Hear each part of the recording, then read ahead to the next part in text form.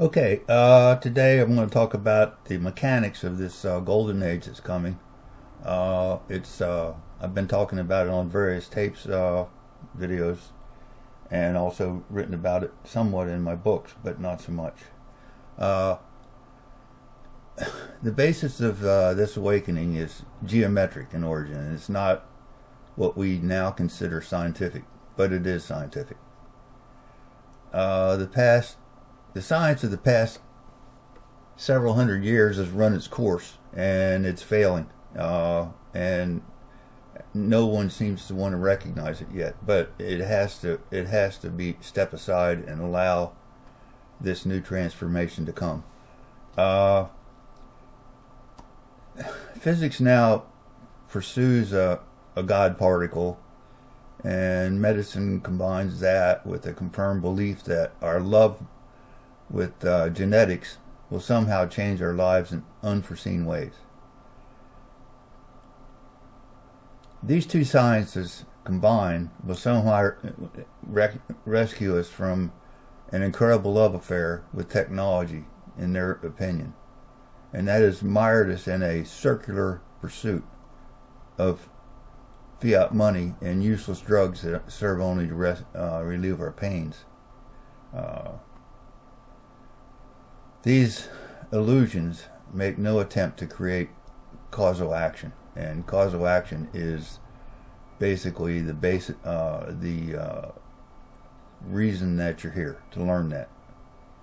Uh, what's been missing is the simple science of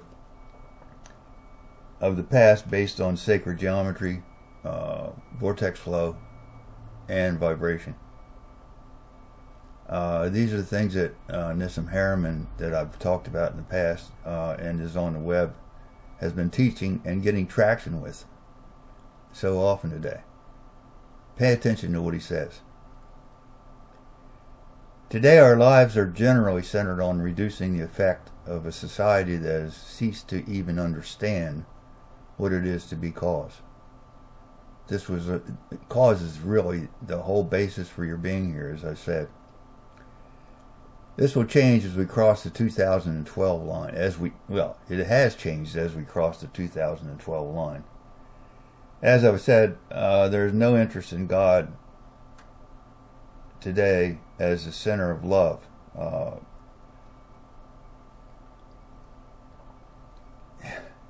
God today is considered somewhat someone that you're feared of, not a loving being, not the loving being that you encounter when you go to the higher realms that I've spoken of in the past. When you get above the fifth realm, there is nothing but God in that love that I'm talking about.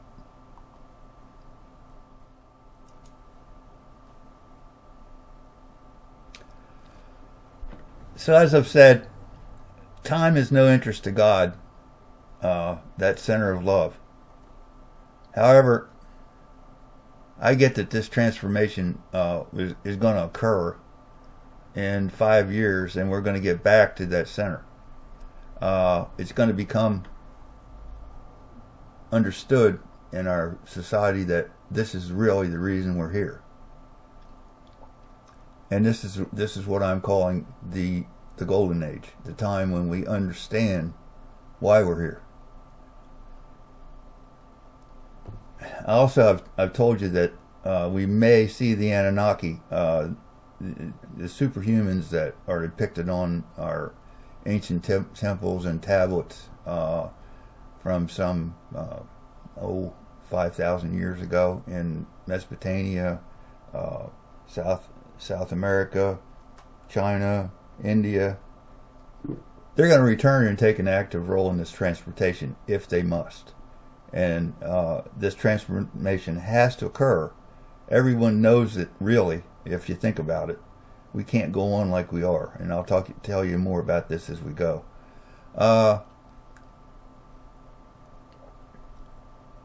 In this talk, I lay out how this timeless basis for all action, that is cause and effect, commonly called karma, can occur, but nothing is set in the future. These philosophies can change our lives in countless ways when we focus on being action and cause, and we cease to concern ourselves with the effect to any great degree. I mean, obviously, effect is important to us, and it will always be important to us to some degree. But this is really where we have to put our attention on cause. When we learn to do this, we'll be ushered into the new coming golden age, a time that the Mayan calendars measured as the beginning of this transformation. Many interpret it as the end of our time period, and that's all baloney. But it basically began in 2012, and transformations like this don't occur overnight. You can expect it to take 20, 30, 40, 50 years to complete, but it's going on right now. And this is not a simple change. Everything is going to change, and I'm going to tell you again. I'm going to tell you some of the things that have to occur to some degree in some way or another. How the actual mechanics works is up to the various countries in the world, and also it must change slowly. But there isn't any aspect of our lives that this won't touch. Today we wandered off track in every way, and we will once more become centered and loving. And that's a given. Some of the effects of our recent past include I'm going on to the hard part. The and I've talked about this one before, but the Fukushima nuclear fission reactors 1, 2, and 3 are spewing cesium-137 into the air current and the Pacific Ocean, and they threaten the very future of mankind, and they must be stopped. And I'm not sure if we can do it ourselves. If we can't, and Anunnaki return, they'll get it for us, but we can't depend on them. We got to keep trying. Science. In the realm of science, these incredible drug wars spawned the U.S. government's attempts to regulate and control how people use drugs, and the drugs that they deem useful mostly by bureaucratic decisions or elected officials unilaterally. Never did anybody care that much about who used what drugs in the past, if you go to the history. Only after the Civil War did it even start at all. Nobody cared. And basically the founders of our country often used drugs in their lives, and they used them even when they worked out the Constitution for us and the Declaration of Independence. They locked themselves in rooms and smoked pot, and these guys grew hundreds of acres of pot. Now, I'm not saying that pot is the right thing to do, but I'm not here to make these kinds of decisions. It's your decision as to what you want to do, and you will eventually get it. You'll get what we have to do to gain love. And one of the things that I found years ago was that when you smoke pot, it interferes with your dreams, and dreams are the key to how this unfolds. During the last century, our leaders, again mostly unelected, have decided, based mainly on fiat money, how to define drugs and which of those are beneficial. Very few are. More than that, any form of health measure should be unregulated by government, and all should be free to be advertised. This should be the subject of our spiritual council, and I'm going to tell you about what I think that should be. But again, that's not my opinion. I mean, this is my opinion, not how it's going to happen. Laws, in general, what is legal, what's illegal, based on our case laws and court decisions, some of which are valid and some of which are must be reevaluated based on spirituality and love, are part of this deal. Today, a jury that is primarily, in our case, Christian, based on Christian ethics, which I'm not saying are bad, but it has to be decided based on more than Christian ethics. It has to be based on a more general spiritual basis. And Christian ethics has, it has its problems, just like every other religion. Most of our decisions in our case law, are mentally based, and mental basis is just not what we're going for here. We're going for spiritual, which comes to you in a heartbeat. It isn't something you have to think out. And the more you do it, the better you get at it. All decisions must be based on these primary conclusions. First and always, it is love.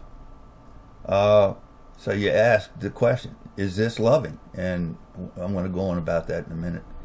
Does it allow the individual to make their own mistakes and grow spiritually? You can't take away the mistakes and expect anybody to grow, because mistakes are what cause you to grow. So, next thing is, does it harm other people? If it harms other people, it's against the law. It's against the law, and it must be somehow taken care of. I'm not sure how that is, but and then finally you ask, who gains from it? Right now, often the government gains from it. They make money on things that they convict people for. These are things that are contradictory. So we have laws against drugs, illegal drugs, that the government often makes money on, and that just can't happen. If the answer is the decision does not meet these above criteria, that law must be thrown out. We got to get rid of those laws. So here we talk about the spiritual council that I'm talking about, and this is politics. Our present system has three branches. First off, we got to come up with a new branch that includes spirituality, and I think that the founding fathers had that in mind, but they never got it into law. They didn't quite know how to do that, but I think they all had it in the back of their head that this was their system that they had invented was, even though it was based on past laws, was included this somehow. Well, it didn't, and we got to come up with a system that does. And I say this branch should determine whether any decisions is lovemaking or is loving in nature. Excuse me. That would prove to have the power to override all other laws. So if we have a council, and I would say the members would be picked by spiritual leaders internationally, but however they're picked, I would say they should be comprised of higher initiates, spiritually, those who have completed the work on the fifth plane or higher, and probably 13th even in that group. But it doesn't have to be a very big group. It could be 4 or 5 people. And look, you put these people together, and they would know what has to be done. It would be very simple for them to figure out what's right and what's wrong. They know. They do this every day. So they would determine if elections and court decisions are valid and are based on universal love. And this would be our strongest branch as far as I'm concerned. But any member could be removed by general election, I would think, because you never know. Still, if one of the members got out of control, and anybody doesn't, just because you're a 13th initiate doesn't mean that you're in control all the time. You can lose it. You can lose it by not focusing your attention on love and if that happened, that person would have to be removed. So, in economics, that's my next topic.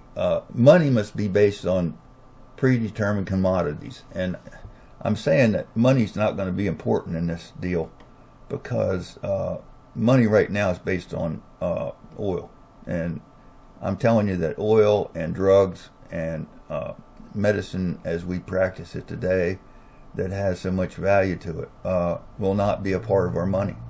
So money's going to be a different thing altogether in any case. Also, I'm saying that we're not going to have to eat food if we get this water that I'm telling you about out and on the market. We can basically avoid food. So our farming industry is going to basically collapse in a lot of ways.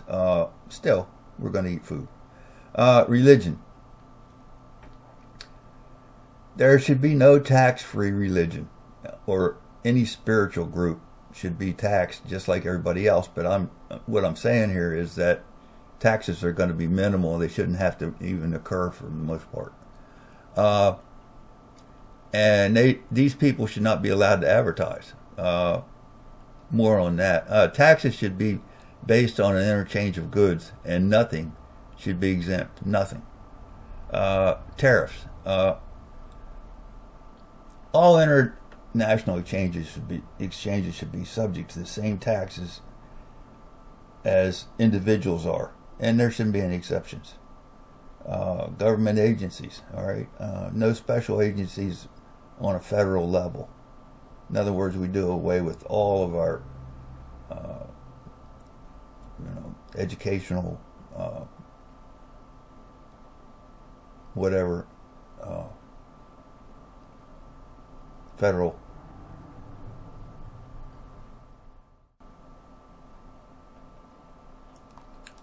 So basically, we do away with all of our cabinets.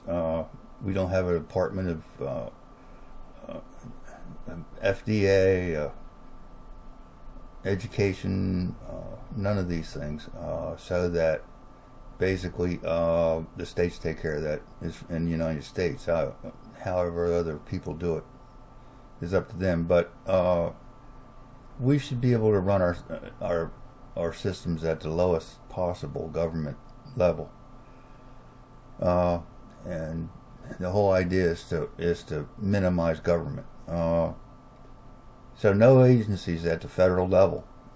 All exchanges should be subject to review within certain specified guidelines at the federal level, and really at state level too. But next thing is no wars. I've talked about that before, but the basic idea is to do away with wars entirely, and this must occur with this golden age transformation. That includes no nuclear weapons or stockpiles allowed for any reason by anyone, and that must not allow secret agencies under any guise, or such as the CIA or any of the international groups. And all records must be subject to public review in every case and open. International law. These shouldn't be generally required, but there should be one international law, and that is that countries can't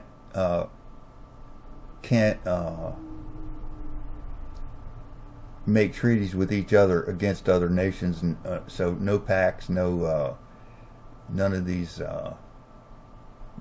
deals between each other that caused World War I and eventually led to World War II. So what I'm saying here is that we would indeed have a new world order, but very different than that envisioned by George Bush and other people on the web that talk about the new world order. I'm talking about an order in which everybody's treated equally as far as countries go, and allowed their own sovereignty and their own laws that they wish to, as they wish to make them. But all borders should be free and open to travel, and we got to think about land in general, ownership of land, with a new meaning, and that includes a degree of love and trust that is not practiced anywhere in the world today, for the most part. Today, we hold on to our land as if it's